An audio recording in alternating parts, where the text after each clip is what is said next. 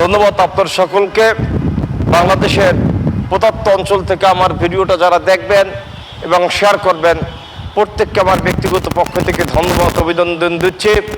আজকের প্রেক্ষাপটে বাংলাদেশের টেকনাফ থেকে তেঁতুলিয়া এবং রূপসা থেকে পাথুরিয়া জুড়ে এই বাংলার প্রান্তরে এই মুহূর্তে উপজেলা নির্বাচন আসছেন এবং দ্বিতীয় দফের মনোনয়নপত্র সাবমিট হয়ে গিয়েছেন।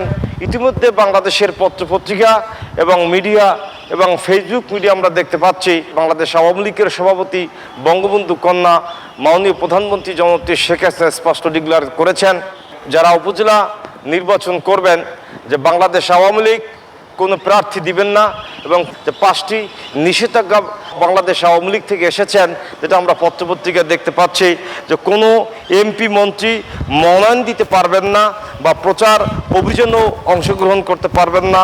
আওয়ামী লীগের সভাপতি, সাধারণ সম্পাদক কারো পক্ষে প্রচার অভিযান করবেন না বা সমর্থন দিতেও পারবেন না। কোনো প্রার্থী, আওয়ামী লীগের প্রার্থী, এমপির মনোনীত প্রার্থী এই কথা জনসম্মুখে বলতে পারবেন না এবং একজন প্রার্থী অন্য কোনো প্রার্থীকে অরাজনৈতিকভাবে গালিগালাজ করতে পারবেন না।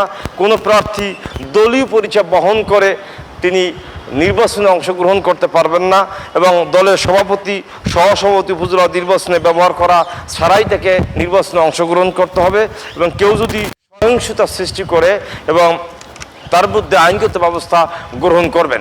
বাংলাদেশ আওয়ামী লীগ যে 5টি দফা দিয়েছেন যে কোনো এমপি, মন্ত্রী উপজেলা নির্বাচনে কোনো উপজেলা প্রার্থী দিতে পারবেন না এবং কোনো প্রার্থী দলীয় পরিচয় দিয়ে কোথাও নির্বাচনও করতে পারবে না এবং কোনো এমপি বা মন্ত্রীদের কোনো আত্মীয়স্বজনরা ইলেকশন করবে না, বিভিন্নভাবে মন্তব্য করেছেন।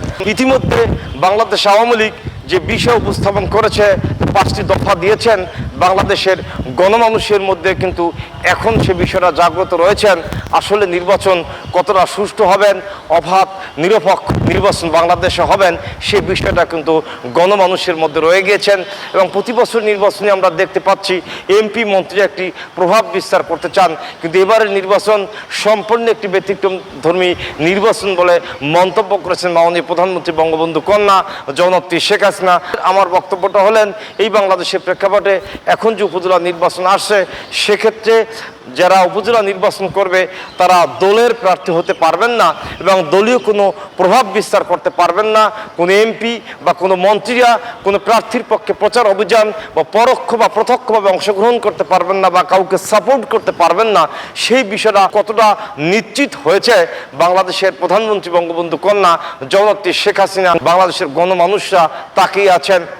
আমাদের দৃঢ় বিশ্বাস বঙ্গবন্ধু কন্যা জননেত্রী শেখ হাসিনা যে ডিক্লেয়ার দিয়েছেন সেটা হয়তো বাস্তবায়িত করা বঙ্গবন্ধু কন্যা জননেত্রী শেখ হাসিনার পক্ষে একমাত্র সম্ভব।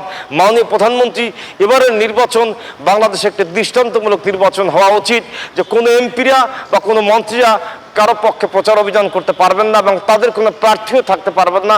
একমাত্র প্রার্থী তার যোগ্যতায় এবং গণমানুষের ভোটে নির্বাচিত হয়ে আসুক, আমরা সে বিষয়টায় চাচ্ছি এবং এই নির্বাচনকে অবাধ, সুষ্ঠু এবং নিরপেক্ষ এবং দলীয় প্রভাব এবং কোনো প্রার্থীর প্রভাব, কোনো এমপির প্রভাব সকল কিছু মুক্ত রেখে এই বাংলাদেশে নির্বাচন অনুষ্ঠিত হোক, সেটা আমরা আশা করছি এবং বাংলাদেশের গণমানুষরা মাননীয় প্রধানমন্ত্রীর কাছে উদ্যোক্তা আহ্বান করতে চাচ্ছে যে মাননীয় প্রধানমন্ত্রী, আপনি বঙ্গবন্ধু কন্যা, আপনার পক্ষে সম্ভব এই বাংলায় একটি নিরপেক্ষ, অবাধ, সুষ্ঠু একটি উপজেলা নির্বাচন দেওয়া এবং কোনো এমপিরা কোনো কনস্টিটিউয়েন্সিতে, কোনো উপজেলায়, কোনো নির্বাচনে প্রভাব বিস্তার করতে যাতে না পারে এবং কোনো প্রার্থীর পক্ষে যেন প্রভাব বিস্তার করতে না পারেন, সেই বিষয়ে সজাগ থাকার জন্য মাননীয় প্রধানমন্ত্রীকে উদ্যোক্তা আহ্বান করে আমি আমার সংক্ষিপ্ত বক্তব্য শেষ করার পূর্বে আরেকটি কথা বলতে চাই।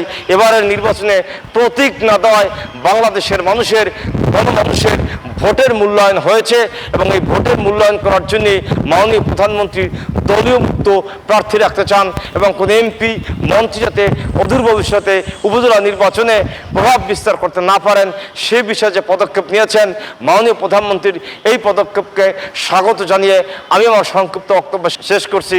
ধন্যবাদ আপনার সকলকে। সুস্থ থাকবেন, ভালো থাকবেন।